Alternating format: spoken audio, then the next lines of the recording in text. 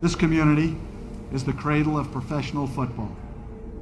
When our heroes of the past become our legends of the future, and we all know time never really stops for the great ones. It reaches out and wraps them in a cloak of immortality. You know, it was in 1963 that it was on to Oakland. I was 33 years old. I was the head coach, general manager, and I can remember attack, pressure, the vertical game, the bump and run, just win, baby, dominate, commitment to excellence, the famed silver and black, pro football's dynamic organization, take what you want, pride and poise, the reborn players, the holy roller, the miracles of George Blanda, ghost to the post, the immaculate reception, the indestructible Jim Otto, George Blanda, the greatest clutch player the game has ever known, Willie Brown, the magnificent cornerback, Gene Upshaw, the only player who played the Super Bowl as a starter in the 60s, the 70s, and the 80s, Ted Hendricks, the consummate linebacker. Fred Blitnikoff isn't with us today. He's a coach for the Raiders. 14 years, and I don't have to tell you about his artistry. And of course, the magnificent Art Shell, the giant head coach of the Raiders today. Tom Flores, a star player who coached us to 2 Super Bowls. You throw in Al Davis, and you've had as diverse a group as you could find in this world. And yet, there was a common bond. They played for the organization. They wanted to win for the organization. They loved their organization. And most of all, they loved each other. And to the people and the community in Oakland, we're proud to represent you and we intend to hold it. I just want to say, 2 years ago, when we came to Los Angeles, I really believed that the greatness of the Raiders would be in its future. And with all the great teams we've had, I think today that this organization, this team, this coaching staff dominated so decisively that 2 things must be said. Not only, in my opinion, are you the greatest Raider team of all time, I think you're ranked with the great teams of all time that have ever played any professional sport.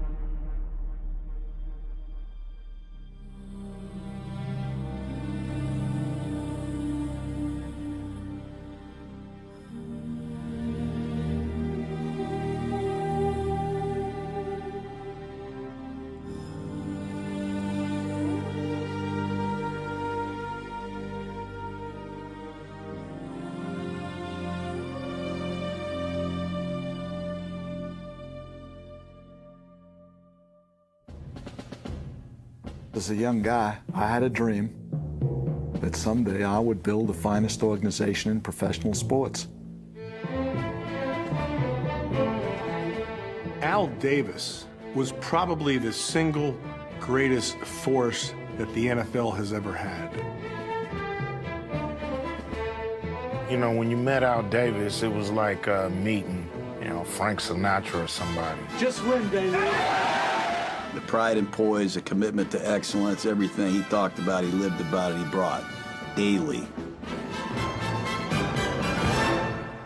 The Godfather. Me growing up in the Bay Area, Oakland at that time was sort of a gritty place. We always felt like we were the stepchild, and so you had this attitude. And Al sort of embodied that fight. The prime thing is you have to win. You have to win. Otherwise, you can't be a success in professional football. Let's go.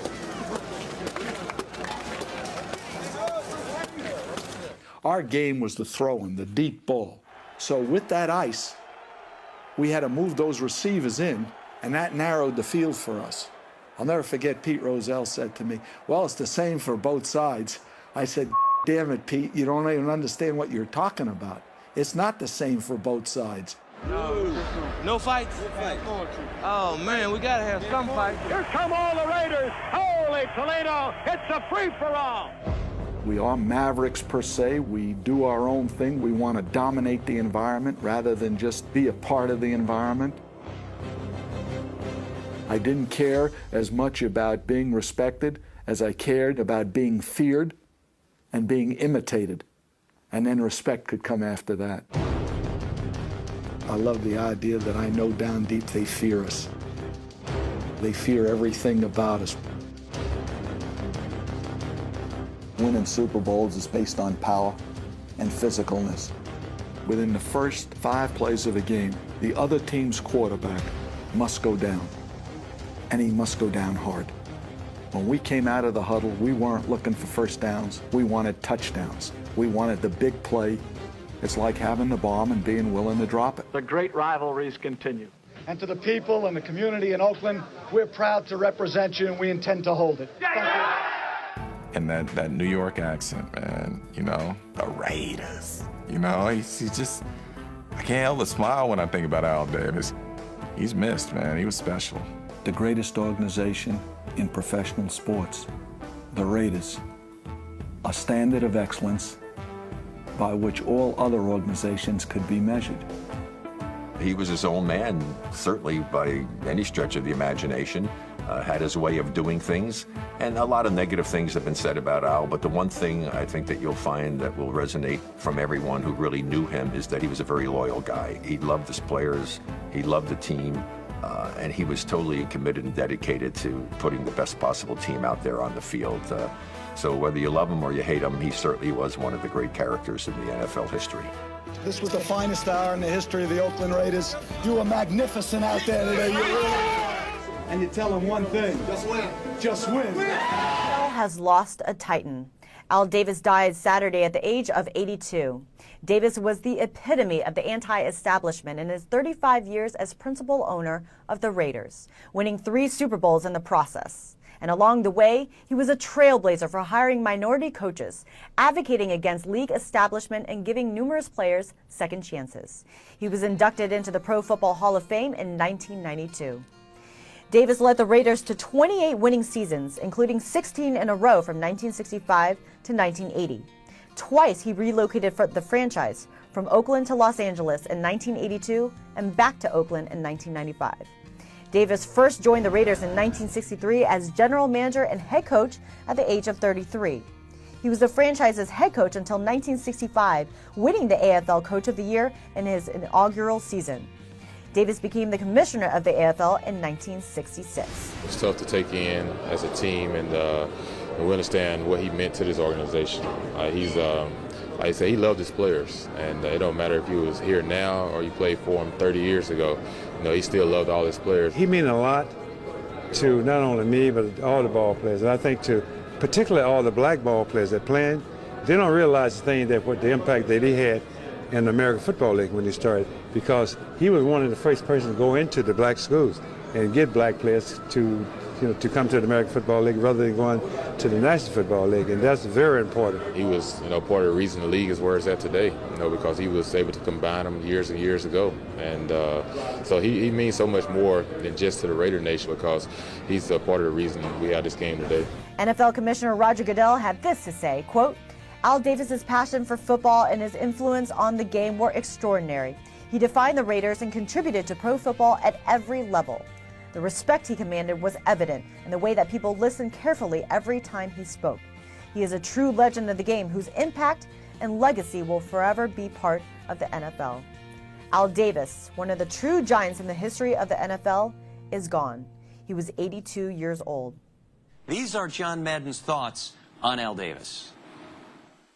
I met Al Davis in the early 60s, came to work for the Raiders in 1967, and directly or indirectly, I was with him the whole time, and I was in shock when I heard it, and I'm still a little that way.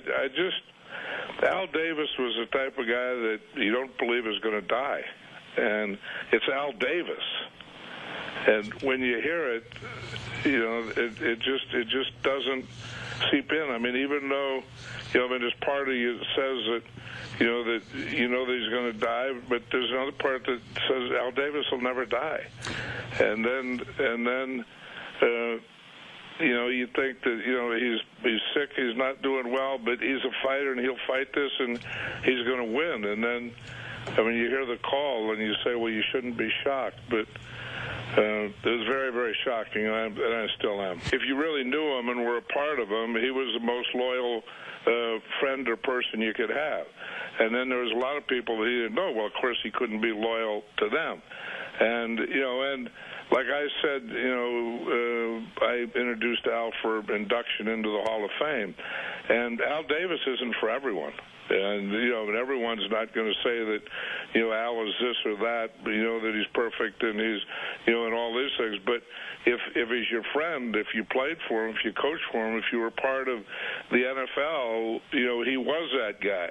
And there was no one that could be better at being that guy than Al Davis.